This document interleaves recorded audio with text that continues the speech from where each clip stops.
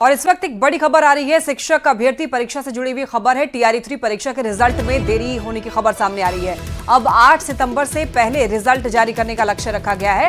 50% आरक्षण रोस्टर की वजह से देरी है। देखिए, जिलों से विभाग ने फिर से रोस्टर क्लियरेंस मांगा है। रोस्टर क्लियरेंस आने पर शिक्षा विभाग जीएडी को भेजेगा और जीएडी से आयोग को फाइनल आरक्षण रोस्टर भेजा जाएगा। टीआरई 3 में कुल 87,774 वैकेंसी में कोई सीट नहीं होगी।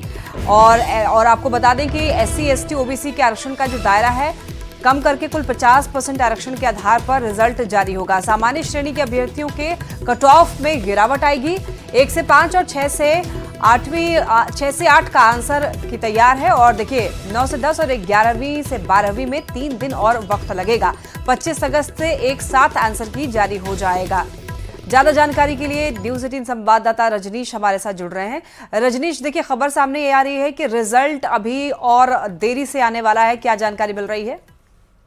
देखिए लक्ष्मी, बीपीएससी ने पूरी तैयारी कर ली थी कि 31 अगस्त तक हर हाल में हम रिजल्ट जारी कर दें टीआरई 3 का, क्योंकि 6 लाख जो स्टूडेंट हैं, जो अभ्यर्थी हैं, वो इंतजार कर रहे थे कि वो शिक्षक बनेंगे। लेकिन चूंकि आरक्षण रोस्टर है, उसकी मांग की जा रही है। और आरक्षण रोस्टर इसलिए भी मांग की जा रही है क्योंकि सुप्रीम कोर्ट ने हाईकोर्ट के आदेश को सही ठहराया है। और ऐसे में अब शिक्षा विभाग ने सभी जिलों से जो नए आरक्षण रोस्टर है उससे मांगा है। और विषयवार, रिक्तिवार जो है वो आरक्षण रोस्टर आने के बाद शिक्षा विभाग जीएडी को भेजेगा और जीएडी के माध्यम से बीपीएससी को प्राप्त होगा।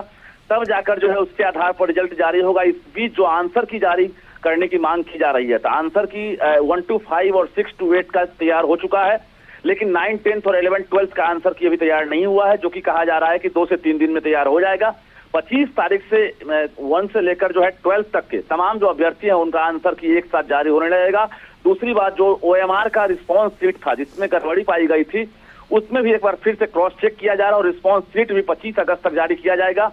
कुल मिलाकर ये कहें कि 8 सितंबर तक अब टारगेट रखा गया है कि अब टीआरई 3 का रिजल्ट हम जारी कर दें। हालांकि सामान्य श्रेणी के जो अभ्यर्थी हैं उनको फायदा मिलने वाला है। उनके कट ऑफ में अब गिरावट होगी, क्योंकि जो आरक्षण का जो रोस्टर है, जो बदलाव हुआ है, उसके आधार पर रिजल्ट जारी होगा। एससी, एसटी, ओबीसी के जो कट ऑफ है उसमें अब बहुत बदलाव नहीं हो सकता है, पुराने आधार पर ही होगा।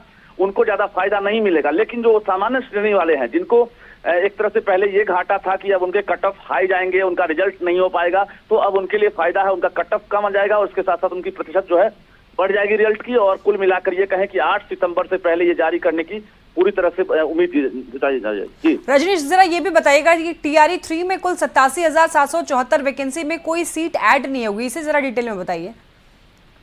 देखिए, अभी जिस प्रकार से आरक्षण रोस्टर मांगा गया है जिलों से, तो अभ्यर्थी ये सोच रहे थे कि जो आरक्षण रोस्टर है, अगर रिक्तियां मांगी गई है, इसका मतलब है जो 87,700 से ज्यादा जो पद हैं उसमें जो है नई रिक्तियां फिर से जुड़ेंगी। तो ये कहीं ना कहीं कंफ्यूजन था। अभ्यर्थियों को हम जानकारी दे दें कि किसी भी नए सीट को अब उसमें ऐड नहीं किया जाए। कुल वैकेंसी है, उसके नंबर में कोई बदलाव नहीं होगा। लेकिन जो श्रेणीवार है, जो कोटिवार है, कैटेगरी है, उसमें बदलाव होगा। कैटेगरी वार सीटों की संख्या में बदलाव हो सकता है और उसके आधार पर जो रिजल्ट है उसमें एससी, एसटी, ओबीसी या सामान्य, उनके रिजल्ट में परिवर्तन होगा और सामान्य श्रेणी को इसमें फायदा मिलने वाला है।